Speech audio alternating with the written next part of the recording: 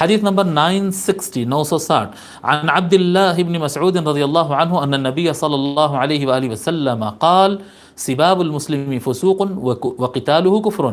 نبی اکرم صلی اللہ علیہ وآلہ وسلم ارشاد فرماتے ہیں کہ مسلمان کو گالی دینا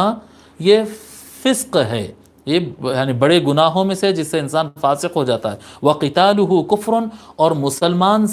مسلمان کو قتل کرنے کے لیے لڑائی کرنا، یعنی اس کا خون کرنا چاہے، مسلمان سے ایسی لڑائی کرنا، اس کو قتل کرنے کی نیت سے اس سے لڑائی کرنا، یہ کافروں والا عمل ہے،